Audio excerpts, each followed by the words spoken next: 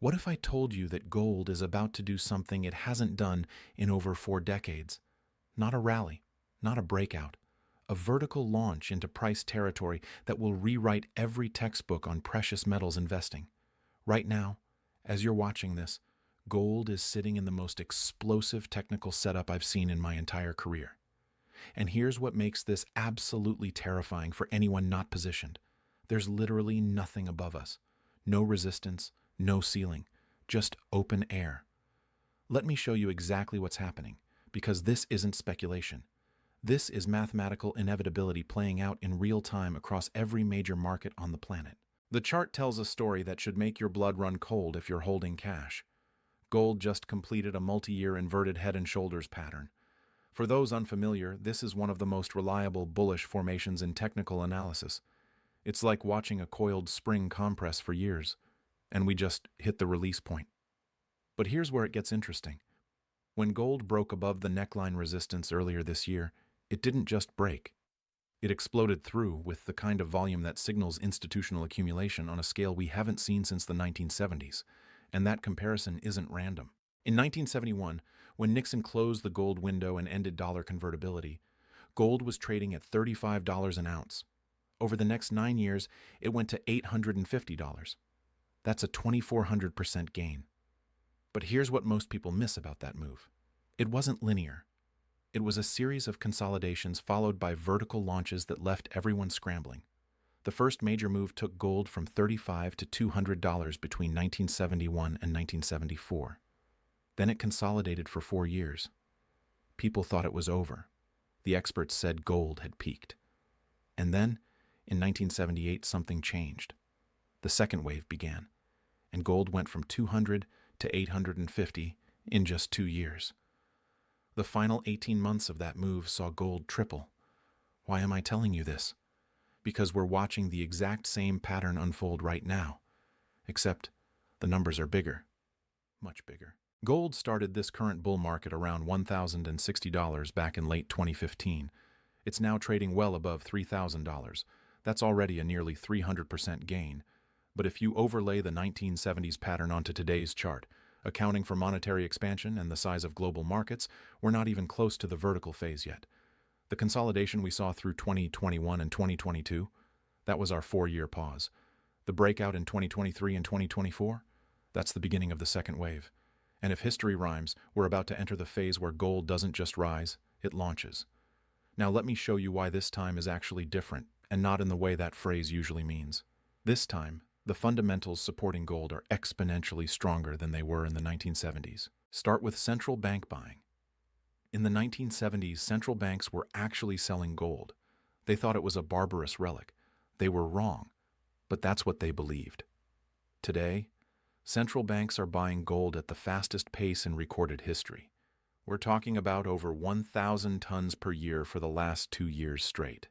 China's central bank has been buying every single month. Poland just announced they're doubling their gold reserves. India is accumulating. Even countries you wouldn't expect, like Singapore and the Philippines, are loading up. This isn't random. This is coordinated de-dollarization happening in real time. And here's the kicker. These aren't small purchases. When China buys gold, they're not buying paper contracts on the COMEX. They're taking physical delivery of actual metal. That matters because it removes supply from the market permanently. Once that gold goes into a central bank vault, it's not coming back out. But central banks are just one piece of this puzzle. Let's talk about what's happening in the physical market, because this is where things get truly explosive. The COMEX, which is the primary exchange for gold futures in the United States, has a problem. A big problem. The ratio of paper gold to physical gold has been climbing for years. Right now, for every ounce of physical gold in COMEX vaults, there are roughly 100 ounces of paper claims against it. Think about that. If even 10% of the people holding paper gold decided they wanted physical delivery, the entire system would collapse. And guess what's been happening? Delivery requests have been surging. Not from retail investors, but from major institutions and foreign entities who are starting to question whether that paper is actually backed by anything real. This is creating what's called a squeeze. And not just any squeeze, a structural squeeze that cannot be resolved without significantly higher prices. Here's why. Gold mining production has been flat to declining for years. The easy gold has been found. New discoveries are rare, and even when they find a deposit, it takes 10 to 15 years to bring a new mine into production. Meanwhile, demand is exploding. Industrial demand for gold in electronics and technology is at all-time highs. Jewelry demand in Asia remains insatiable. Investment demand is surging as people wake up to the reality of currency debasement. And now you add central bank buying on top of all that? The math doesn't work. There isn't enough physical gold to satisfy demand at current prices. Something has to give, and that something is price. Now, I want to talk about something that most analysts are completely missing: the role of the dollar in all of this. Because what's happening to the dollar right now is setting up gold for a move that will shock even the most bullish gold bugs. The dollar has been the world's reserve currency since World War II. That status has given the United States an extraordinary privilege, the ability to print money and export inflation to the rest of the world. But that privilege is ending. Not might end, is ending. Right now. The BRICS nations, Brazil, Russia, India, China, and South Africa, along with dozens of other countries that have joined or are joining, are actively building an alternative financial system. They're settling trade in their own currencies. They're creating new payment systems that bypass the dollar, and they're backing it all with gold. Saudi Arabia just announced they're open to settling oil sales in currencies other than dollars. That's seismic. The petrodollar system has been the foundation of dollar dominance for 50 years. If that unravels, and it is unraveling, the implications for gold are almost incomprehensible. Here's a thought experiment. What happens when countries that have been forced to hold dollars for trade suddenly don't need to hold dollars anymore? They sell those dollars and buy real assets. And the ultimate real asset, the one that's been money for 5,000 years, is gold. We're already seeing this play out. Foreign central banks have been net sellers of U.S. treasuries for years now. Where's that money going? Some of it's going into their own bonds, some into infrastructure, but a huge chunk is going into gold. Because gold can't be sanctioned, gold can't be frozen, gold can't be printed into oblivion by a central bank trying to finance unlimited government spending. Speaking of government spending, let's talk about debt. Because the debt situation in the United States and across the developed world is the elephant in the room that nobody wants to acknowledge. The U.S. national debt just crossed $36 trillion. The interest payments on that debt are now over $1 trillion per year. That's more than the defense budget. And it's accelerating. Every time interest rates tick up, the government has to pay more to service existing debt. Every time they run a deficit, which is every single year, they add more debt that requires more interest payments.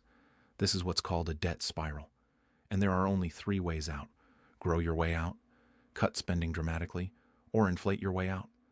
Growing out of it would require sustained GDP growth well above the interest rate on the debt. That's not happening. Cutting spending would require political will that doesn't exist. So that leaves option 3, inflation. And that's exactly what they're going to do. They have no choice. The Federal Reserve will keep rates lower than they should be. The government will keep spending. And the currency will keep losing purchasing power. It's not a conspiracy. It's just math. Now, if you're sitting on retirement savings, this should concern you deeply, because everything I just described means your dollars are going to buy less and less over time. The question isn't whether inflation is coming. The question is how you protect yourself from it. Quick aside here, because this is important. If you have $100,000 or more in retirement accounts, I put together a free guide on how gold IRAs actually work. It's in the description below. It covers how you can get physical gold into your retirement account without triggering tax penalties. Worth checking out if that's relevant to your situation. No pressure, just information. Anyway, back to why gold is about to go vertical. Let's talk about the technical setup, because this is where things get really interesting. Gold just broke out of a massive consolidation pattern that lasted nearly 2 years. From late 2020 through mid-2022, gold was stuck in a range between roughly $1,700 and $2,000.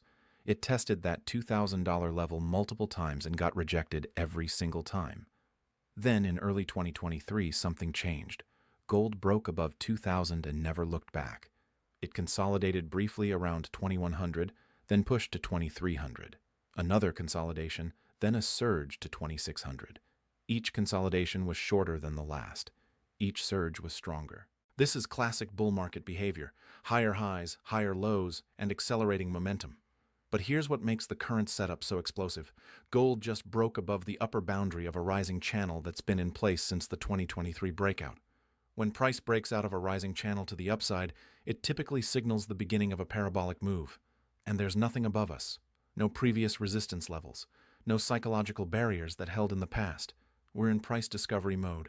And in price discovery, momentum tends to accelerate because there are no sellers who bought at higher prices looking to get out. Everyone who owns gold right now is sitting on profits. That creates a very different market dynamic. Now, let me show you what the smart money is doing, because this is where you can see the future before it happens. The Commitment of Traders report, which tracks positioning in futures markets, shows something fascinating. Commercial traders, which are typically the big banks and institutions that hedge physical gold positions, have been reducing their short positions dramatically. These are the players who usually bet against gold rallies. The fact that they're covering shorts tells you they see something coming.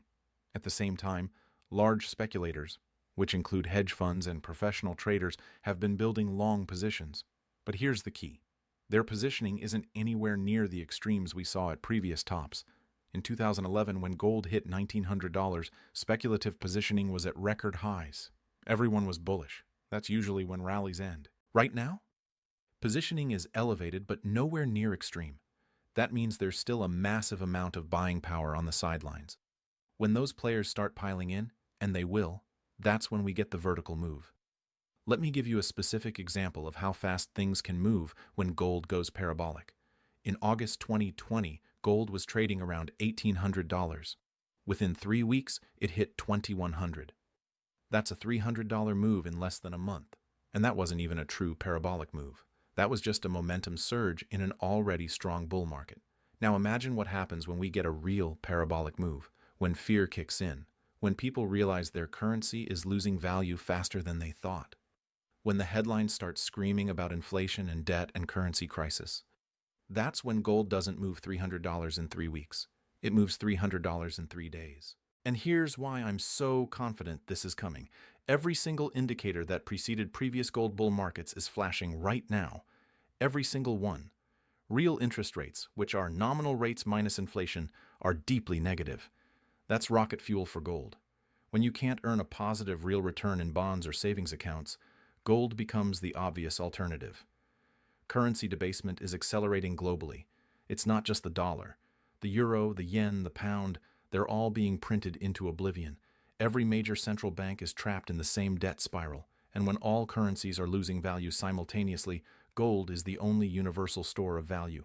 Geopolitical tensions are at levels we haven't seen since the Cold War. Wars in multiple regions, trade conflicts, sanctions flying back and forth. Every time geopolitical risk rises, gold benefits, and right now, geopolitical risk is off the charts. The banking system is showing cracks. We saw bank failures last year. We're seeing stress in commercial real estate. We're seeing deposit flight from smaller banks to larger ones. Every time confidence in the banking system wavers, gold rallies. Because gold is the ultimate safe haven. It's not someone else's liability.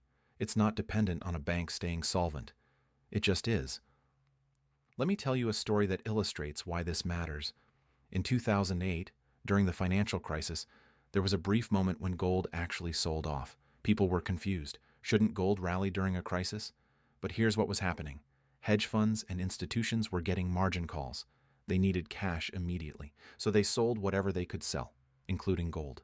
But that sell-off lasted about 3 months. From March 2008 to October 2008, gold dropped from about $1,000 to $750. Then, as the full scope of the crisis became clear, as governments started printing money to bail out banks, as people realized the system was more fragile than they thought, gold took off. It went from $750 in October 2008 to $1,900 by September 2011. That's a 150% gain in less than 3 years. And here's the thing. The problems that caused the 2008 crisis never got solved. They got papered over with printed money. The debt didn't go away. It got bigger. The systemic risks didn't disappear. They got worse. We're living in a world with more debt, more leverage, more risk, and more currency creation than at any point in human history. Gold knows this. The smart money knows this. And increasingly, regular people are figuring it out too. I want to talk about something that doesn't get enough attention, the supply side of the gold market. Because while everyone focuses on demand, Supply is where the real story is. Global gold production peaked around 2018 at roughly 3,300 tons per year. Since then, it's been flat to slightly declining. The major gold mining companies are struggling to replace reserves. The ore grades at existing mines are declining, meaning they have to process more rock to get the same amount of gold. And new discoveries are increasingly rare and increasingly expensive to develop. Meanwhile, the cost of production has been rising. Energy costs, labor costs, equipment costs, regulatory costs, all going up. The all-in sustaining cost for many gold miners is now above $1,000 per ounce. Some are even higher. That puts a floor under the gold price. Because if gold drops below production costs, mines shut down, supply drops further, and price has to rise. But here's where it gets interesting. Even at current prices above $3,000, mining companies aren't rushing to develop new projects. Why? Because they've been burned before. They remember what happened in 2011 when gold hit 1,900 and then crashed back to 1,100. They built new mines, expanded production, and then got crushed when prices fell.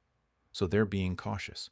They're returning cash to shareholders instead of investing in new production, which means even as gold prices rise, supply isn't responding. That's the setup for a true supply squeeze.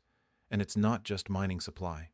Recycling supply, which comes from people selling old jewelry and scrap gold, has been declining too. Why? Because people are holding on to their gold.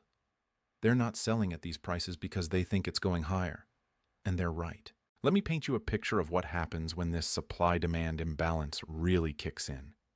Imagine you're a central bank that needs to buy 100 tons of gold. You go to the market and start buying. But there's only 50 tons available at current prices. What happens? Price rises until someone is willing to sell. Maybe that's at $3,500. Maybe it's at $4,000. Maybe it's at $5,000. Now multiply that by dozens of central banks all trying to buy at the same time. Multiply it by millions of individual investors waking up to the reality of currency debasement. Multiply it by institutional investors who need to hedge their portfolios against inflation and geopolitical risk. The amount of money that could flow into gold is staggering. The entire gold market, all the gold ever mined in human history, is worth maybe $15 trillion at current prices. That sounds like a lot until you realize there's over $300 trillion in global financial assets. If just 1% of that shifts into gold, that's $3 trillion of buying pressure hitting a $15 trillion market. What do you think happens to price? It doesn't go up 10%, it doesn't go up 50%, it goes vertical. Now, I want to address something that skeptics always bring up. What about Bitcoin? Isn't Bitcoin the new gold? Doesn't digital gold replace physical gold? Here's my take. Bitcoin and gold serve different purposes. Bitcoin is an incredible technology. It's a decentralized digital asset that can't be controlled by any government. It has a fixed supply. It's portable and divisible. All of that is true. But Bitcoin is also volatile. It's still relatively new. It requires technology and electricity to access. And it's not recognized by central banks as a reserve asset. Gold is all of those things Bitcoin isn't. It's stable. It's been money for 5,000 years. It doesn't require technology, and central banks hold it as their ultimate reserve. The reality is, both can go up. In fact, they probably will both go up, because the underlying driver is the same: loss of confidence in fiat currencies. When people lose faith in paper money, they move to hard assets. Some choose Bitcoin, some choose gold, many choose both. But if I had to bet on which one central banks and major institutions will pile into during a currency crisis, it's gold, every single time. Because gold is the asset they understand. It's the asset they've held for centuries. It's the asset that's saved them in every previous crisis. Let me give you another historical parallel, because history doesn't repeat, but it sure does rhyme. In 1980, gold hit $850. Adjusted for inflation, that's about $3,000 in today's money. We're already there. But here's what most people don't realize. Gold in 1980 represented about 25% of the value of the Dow Jones Industrial Average. Today, gold represents about 10% of the Dow's value. If gold were to reach the same ratio it hit in 1980, we're talking about gold at $8,000 to $10,000 per ounce. And that's not some wild prediction. That's just gold returning to a valuation level it's already achieved in the past. But wait, there's more. In 1980, the U.S. debt to GDP ratio was about 30%. Today, it's over 120%. The money supply was a fraction of what it is today. The global financial system was much smaller, If you adjust for all of those factors, the equivalent of 1980's gold price in today's environment isn't $3,000. It's not even $8,000. It's somewhere north of $15,000 per ounce. Now, I'm not saying gold is definitely going to $15,000. I'm saying the fundamental case for gold at $15,000 is actually stronger today than the case for gold at $850 was in 1980. And gold hit $850 in 1980. Let's talk about what happens in the next phase of this bull market, because understanding the psychology of a parabolic move is crucial if you want to navigate it successfully. Right now, we're in what I call the awareness phase. Some people own gold, some people are paying attention, but the mainstream isn't there yet. Your average person on the street isn't talking about gold. Financial advisors aren't recommending it. The talking heads on TV are still debating whether gold is relevant. That's about to change. As gold breaks through 3,500, then 4,000, then 5,000, the headlines will start. Gold hits all-time high. Gold surges on inflation fears. Is gold the new safe haven? The mainstream media will start covering it, and that's when the real buying begins. Because here's how human psychology works. People don't buy when assets are cheap and nobody's talking about them. They buy when assets are expensive and everyone's talking about them. It's called FOMO, fear of missing out. And it's one of the most powerful forces in financial markets. When gold starts making headlines, when your neighbor mentions they bought some gold, when financial advisors start recommending gold exposure, that's when we enter the mania phase. And in the mania phase, price doesn't follow fundamentals anymore. It follows emotion, fear, greed, panic, euphoria, all of it compressed into a buying frenzy that pushes prices to levels that seem absurd in hindsight but feel inevitable in the moment.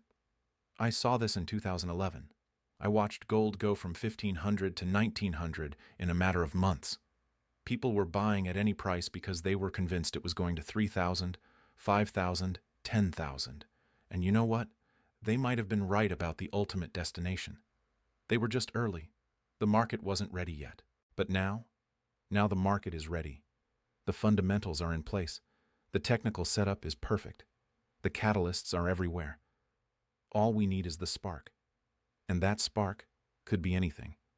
A banking crisis, a geopolitical event, an inflation report that shocks everyone, a central bank announcement. It doesn't matter what the specific trigger is. The powder keg is loaded. It just needs a match. Here's what I'm watching for in the coming weeks and months. First, I'm watching the dollar. If the dollar starts breaking down, if it loses key support levels, that's your signal that gold is about to explode. Because gold and the dollar are inversely correlated. When the dollar falls, gold rises. And right now, the dollar is looking vulnerable. Second, I'm watching real interest rates. If inflation stays elevated while the Fed keeps rates lower than they should be, real rates stay negative. And negative real rates are gold's best friend. Every time real rates go negative, gold rallies. Every single time. Third, I'm watching central bank buying. If we see an acceleration in central bank purchases, if we see more countries announcing they're increasing gold reserves, that's confirmation that the smart money is positioning for what's coming. And fourth, I'm watching the physical market. If we start seeing delivery problems on the COMEX, if we see premiums for physical gold over paper gold start widening, that's your signal that the squeeze is on. That's when things get really interesting. Now, let me be clear about something. I'm not saying gold goes straight up from here. Markets don't work that way. There will be pullbacks. There will be consolidations.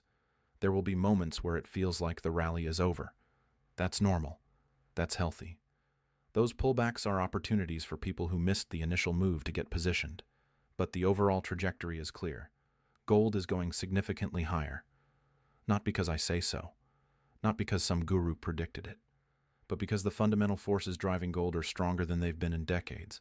And when fundamental forces align with technical setups and market psychology, you get moves that rewrite the history books. Think about what's at stake here. We're talking about the potential end of the dollar's reserve currency status. We're talking about a global monetary reset.